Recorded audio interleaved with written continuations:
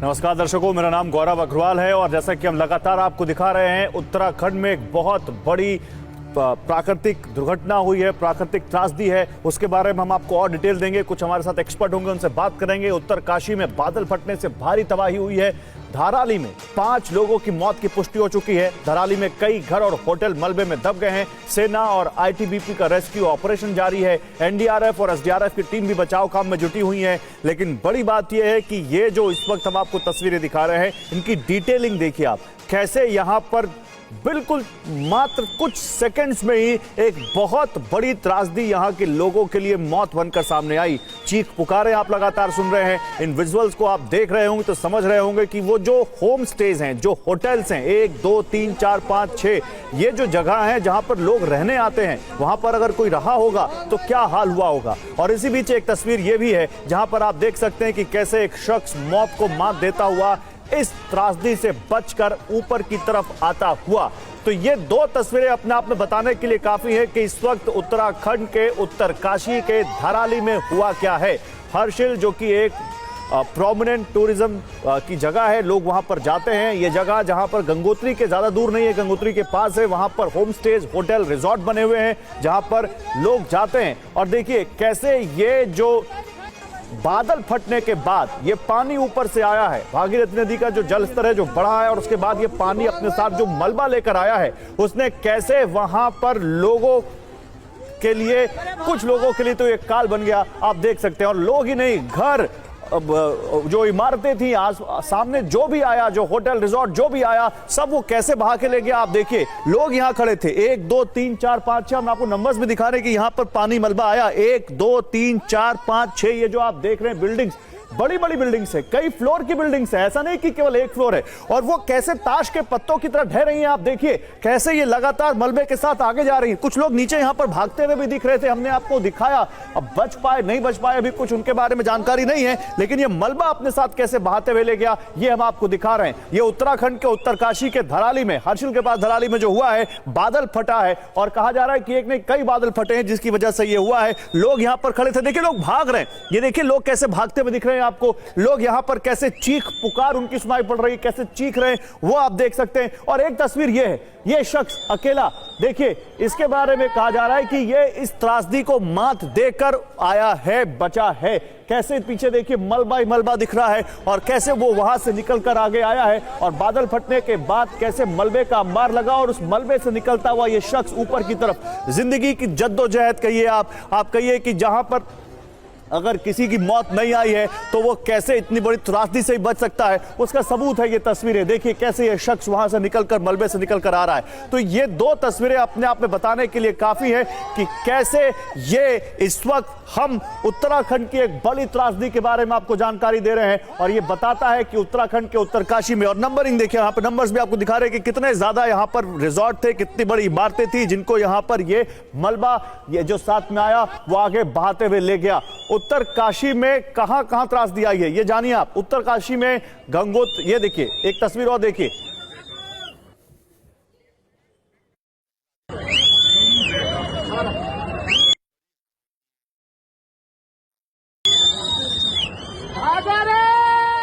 तो ये कुछ लोग बचे हैं चिल्लाते हुए। और ये वीडियो भी उन्हीं में से कुछ एक लोगों ने बनाया जो ऊपर की तरफ खड़े थे और जिन्होंने इसको कैद किया अपने मोबाइल में और बताया कि उत्तराखंड में क्या हुआ है, कैसे घर के घर बह गए, कैसे रिजॉर्ट के रिजॉर्ट बह गए, कैसे यहां पर एक बाजार जहां पर लोगों का अंदेशा तक नहीं था कि ऐसा कुछ हो सकता है, वो बह गया। और कहां कहां उत्तराखंड में त्रासदी आई, देखिए आप समझिए इसको। ये है वो धराली जहां पर ये बादल फटा है और यहां से बगल में भैरव घाटी है और थोड़ी सी दूर पर गंगोत्री है। तो उत्तरकाशी में कहां पर त्रासदी आई आप समझिए। अगर आप गंगोत्री गए होंगे, हर्षिल गए होंगे तो इस चीज को आप रिलेट कर पा रहे होंगे। मलबे में कई घर और होटल बह गए। ये देखिए कैसे यहां से मलबा आया है और कैसे ये सब साथ में बहाता हुआ लेकर चला गया है। पहाड़ पर यहां पर बादल फटता है और फिर ये कैसे बहाते हुए ले जाता है अपने साथ यहां से। ये वो रूट यहां पर हम आपको दिखा रहे हैं। लेकिन हमारे साथ इस वक्त गंगोत्री के विधायक हैं सुरेंद्र चौहान जो इस वक्त जुड़े हुए हैं, उनसे बात करते हैं क्योंकि वो वही स्थानीय नेता है। अच्छा, उनसे हम बात करने की कोशिश करेंगे। गंगोत्री के विधायक हमारे साथ जुड़ रहे हैं थोड़ी देर में। लेकिन इसके अलावा मेरे साथ इस वक्त जुड़े हुए हैं प्रोफेसर संतोष कुमार, आप NIDM national institute of disaster management के प्रोफेसर हैं। मेरे साथ आनंद शर्मा है, आप भी यहाँ पर farmer additional director general of metrology हमारे साथ जुड़े हुए हैं। हमारे साथ अशोक कुमार जी हैं, फॉर्मर डीजीपी उत्तराखंड, और हमारे साथ ब्रिगेडियर विनोद दत्ता हैं, और आप भी NIDM के साथ जुड़े रहे हैं। आप लोगों का स्वागत है सर। लेकिन पहले मैं प्रोफेसर संतोष कुमार आपसे जानना चाहता हूं। प्रोफेसर संतोष कुमार, हमने जोशीमठ देखा, हमने इससे पहले केदारनाथ देखा, हमने इसके अलावा कुछ और दुर्घटनाएं देखी हैं, लेकिन ये दुर्घटना ये जो बहुत बड़ी है, ये त्रासदी बहुत बड़ी है। अभी तक शायद हम इस बात का अंदाजा लगा भी नहीं पाए हैं कि आखिर कितना नुकसान हुआ इससे, क्योंकि जिस तरह से मलबा आया है और जिस फोर्स में आया है, जिस तरह से वहां इमारतों को और अपने साथ तमाम चीजों को बहा लेकर गया है, आपका क्या असेसमेंट है इस दुर्घटना का? जी गौरव, सबसे पहले तो ये बड़ी त्रासदी हुई है और अचानक सडन हुआ है। उसके पहले मैं इस पे जाऊं, एक करेक्शन कर दूं, मैं पहले NIDM में था, अभी मैं international institute of security and safety management. ये बहुत महत्वपूर्ण, अगर हम कॉज एंड इफेक्ट एनालिसिस अगर करते हैं इसका, तो इसमें सबसे पहली चीज आ रही है कि बारिश का होना। तो एक बारिश क्लाउड बर्स्ट का जैसे अपने नाम दिया, इसका मतलब है कि 100 mm से ज्यादा बारिश हुई वहां पे, जो क्लाउड बर्स्ट का ये। तो क्लाउड बर्स्ट के साथ जो फ्रेजिलिटी ऑफ द लैंड है उसका सम्मिश्रण हुआ, और उस सम्मिश्रण के साथ हमारा लैंडस्लाइड हुआ, और उसके बाद एलिवेशन इसका काफी है। जो डाउन द लाइन, जो डाउन लाइन है, वो एलिवेशन ऊपर काफी है जहां से मलबा आ रहा है, तो उसका फोर्स भी बढ़ा, पानी के साथ मलबा बढ़ा, फोर्स बढ़ा। और तीसरी जो बात मुझे लग रही है, आपको रोकूंगा, NDRF के DIG इस वक्त कुछ कह रहे हैं, वो सुन लेते हैं।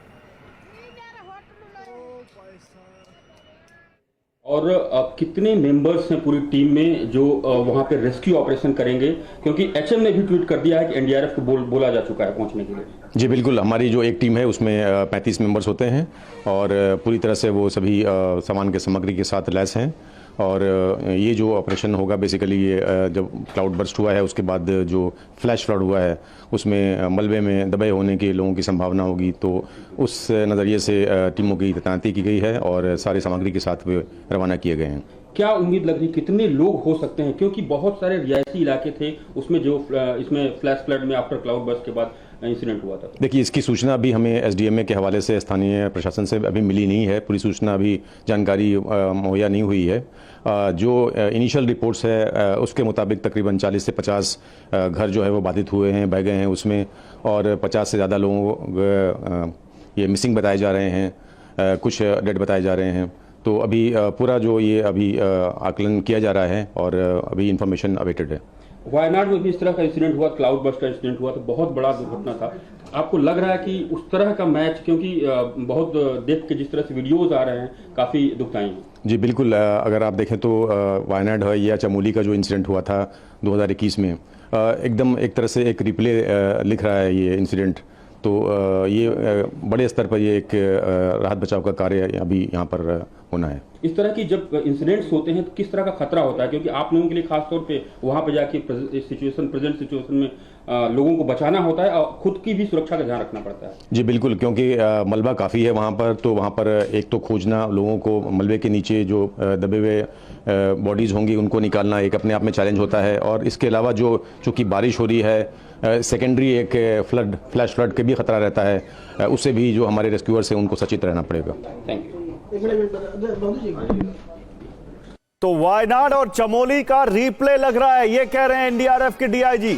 वो कह रहे हैं कि 50 से ज्यादा लोग लापता हैं जिनकी हम वहां पर खोज कर रहे हैं। राहत और बचाव का काम जारी है, ये कह रहे हैं NDRF के DIG। और आनंद शर्मा भी हमारे साथ जुड़े हुए हैं, लेकिन संतोष जी आप अपनी बात पूरी कर लीजिए।